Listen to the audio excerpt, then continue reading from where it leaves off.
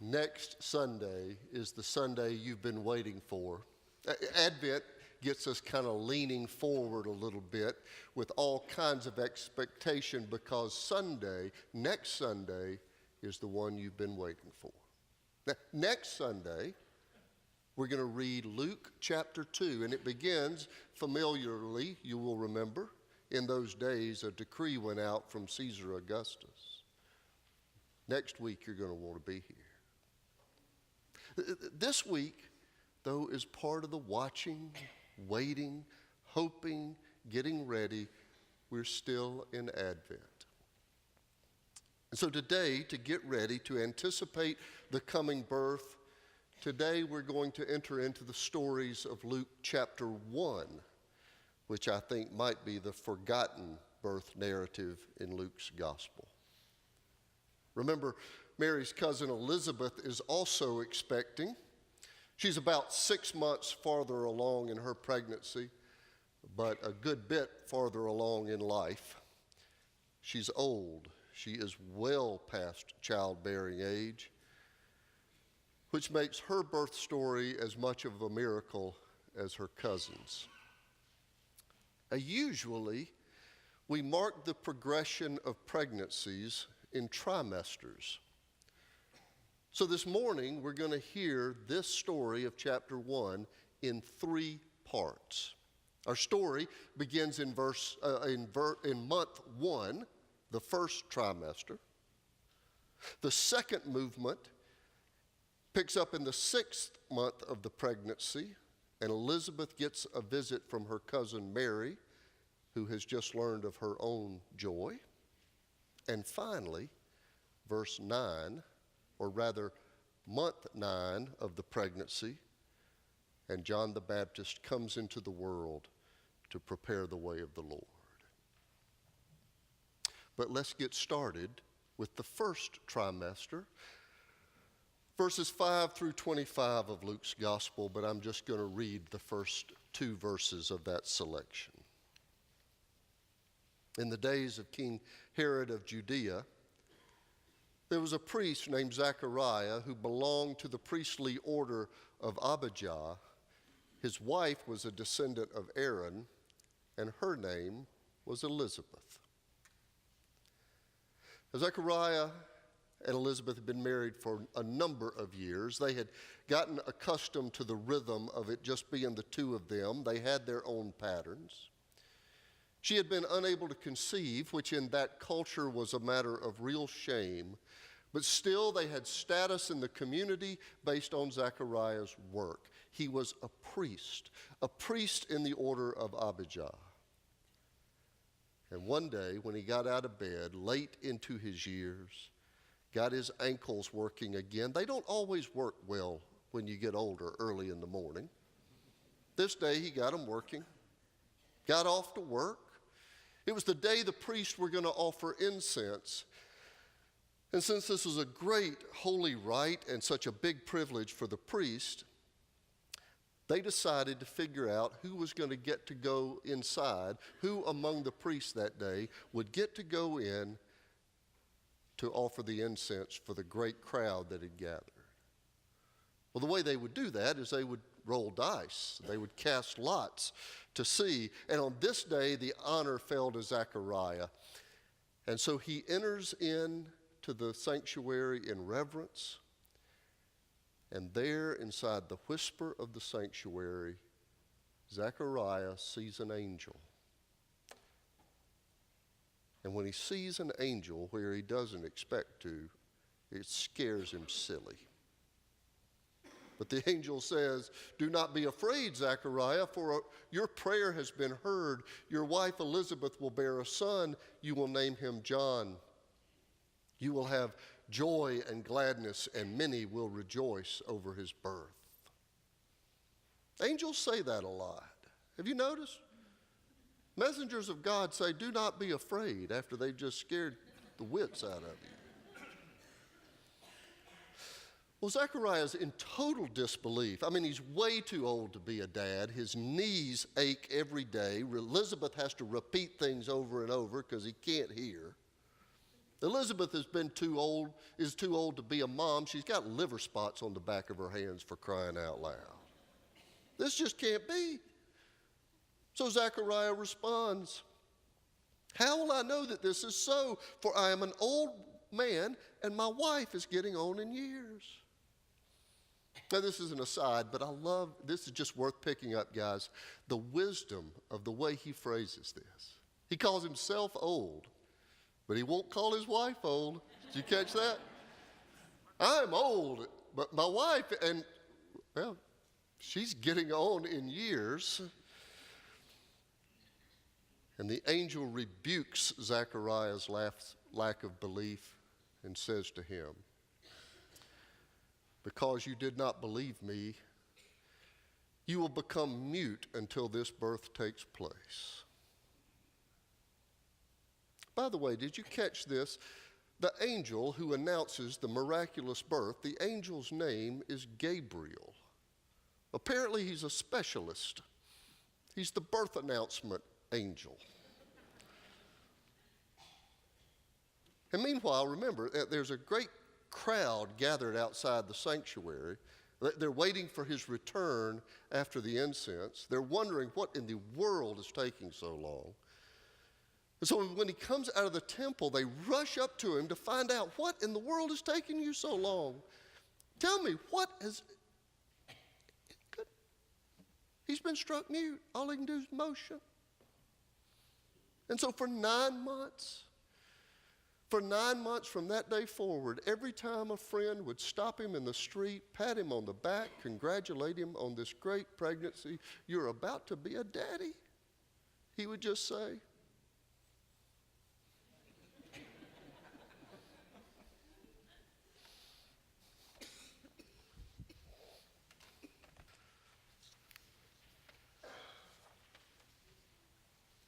verses 26 and 27. In the 6th month, the angel Gabriel was sent by God to a town in Galilee called Nazareth, to a virgin engaged to a man whose name was Joseph, of the house of David. The virgin's name was Mary. Elizabeth is now 6 months along with her miracle pregnancy, and she's starting to show. She's using her senior adult discount to buy maternity clothes. She's starting to get tired a little more easily. It's the 6th month, and the angel Gabriel goes back to work. But this time, the messenger delivers the news to a teenage girl living in Galilee named Mary. And Mary is Elizabeth's cousin. Elizabeth was a kind of highfalutin cousin of sorts. Elizabeth had standing. Elizabeth was a descendant of Aaron. Elizabeth was married to a priest. Mary was none of those things. Mary was a peasant girl engaged to be married to a carpenter, a guy named Joseph who had no pedigree at all. He just had a tool belt. The angel said to Mary, "Greetings, favored one. The Lord is with you." And yeah, you guessed it. Her response was the same as Zechariah. She's scared stiff too. And guess what the angel says? Be not afraid. Yeah. Do not be afraid, Mary, for you have found favor with God, and now you will conceive in your womb and bear a son, and you will name him Jesus. As I said, Gabriel is apparently a specialist angel, the birth announcement guy, and he said the same thing to Mary that he said to Zechariah. Do not be afraid, and by the way, I'm choosing the name for your child.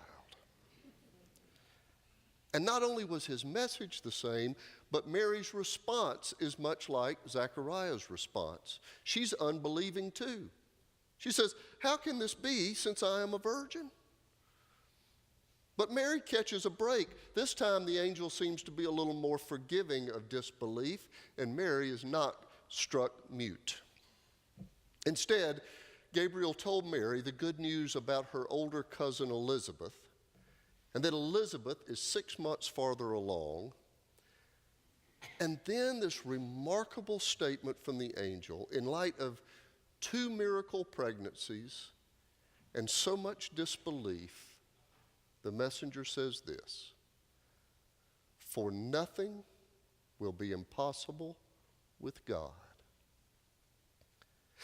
At an age when Elizabeth should be buying diapers for herself, she is getting the nursery ready. And when Mary is still just giggling with girlfriends about love and marriage, she finds out, in spite of her innocence, that she is carrying a child. For nothing will be impossible with God. But now Mary has a problem. Who's she going to tell? Who is she going to tell who's not going to think she's crazy or a floozy? Hey, Mom, Dad, no, really, I've been a good girl. I mean, can you imagine that conversation? Or Joseph, now look, bear with me on this. Hear me out all the way to the end. There was this angel. Who's she going to tell? So Mary sets out to the Judean hillside to visit her cousin. The scriptures tell us she went with haste. She enters her cousin's house. Elizabeth hears her voice, and the child she is carrying, the child now in a 2nd trimester, jumps a backflip inside her womb. Elizabeth was filled with the Holy Spirit and exclaimed with a loud cry, "Blessed are you among women, and blessed is the fruit of your womb. And why has this happened to me, that the mother of my Lord comes to me? For as soon as I heard the sound of your greeting, the child in my womb leaped for joy." Now, this is the 2nd Sunday of Advent. This is the Sunday of joy, and just the anticipation of this birth causes the unborn to whoop and leap and carry on. You can feel the joy in the text, the anticipation, and it's just the 2nd trimester, but something big is happening here. And while Elizabeth is praising and the unborn baby is leaping, Mary can't contain herself either. And so she bursts into poetry, into song, and the first word of this beautiful song in the Latin is Magnificat.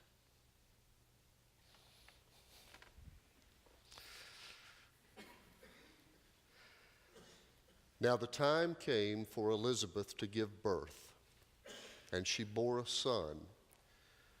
Her neighbors and relatives heard that the Lord had shown his great mercy to her, and they rejoiced with her. Elizabeth gives birth, and on the 8th day, as it is the custom, they have taken him to the synagogue to be circumcised and given his name. Now, given the priestly tradition of his father, Zechariah, the expectation was that he would bear the name of his father. But then Elizabeth spoke up. Remember, Zechariah can't speak up. He's got this voice thing going. Elizabeth speaks up and says, "No, he's to be called John." They said, "John? Nobody in your family is named John." So they looked to Zechariah to overrule. Zechariah asked for a writing tablet. They bring him a writing tablet. He sketches out. His name is John. And at that moment, Zechariah gets his speech back, and in his joy, the birth, the speech, all of it, he just can't help. He starts praising God. Well, as you might imagine, the rumor of this story has spread all over the hill country, and the rumor is right. The rumor was that the hand of God was on this child, and that something special was in store for his life. And when this happened, this time it was not the mother who broke into poetry and song, it was the dad. Zechariah is the one who starts singing, and his song in Latin is called the Benedictus, and it includes these lines. And you, child, will be called the prophet of the Most High, for you will go before the Lord to prepare his ways, to give knowledge of salvation to his people by the forgiveness of their sins. And then the last line of chapter 1, right before we get to next week's beginning of the Christmas story. The child grew and became strong in spirit, and he was in the wilderness until the day he appeared publicly to Israel. Somewhere back in the creative mind of the holy God was a plan. God is bringing the knowledge of salvation to his people by the forgiveness of their sins, first in the covenant with Israel. But then God sends his one holy, only begotten Son into the world to show what salvation, what forgiveness, what wholeness looks like. In a perfect model is embodied the hope of all humankind. But before the Christ comes among us, the plan includes a messenger ahead, a kind of lead blocker, a voice declaring, making space for the Holy Son of God's emergence into the world. So we back the story up by 6 months. And in the creative, redemptive imagination of God, we are given a messenger and then a Savior. 2 miracle births leading the angel to say, "For nothing is impossible with God." To make this good news possible, God uses 2 women who both have shown the unreasonable willingness to believe that God has chosen them to be vehicles of God's grace to the world. "Fear not," the angel said, and both of these women chose to believe that their calling would be as blessing. For nothing will be impossible with God. What would the Christmas gift look like if we could believe the words of the angel? Where are the places in my own life I need to listen closely and believe the angel's declaration that nothing is impossible with God? On the Sunday of joy, could anything lead to more joy in your life before you leave than getting in touch with that part that still seems unfinished, that still needs to hear the glorious miracle of the angel who says, nothing, nothing, nothing is impossible with God.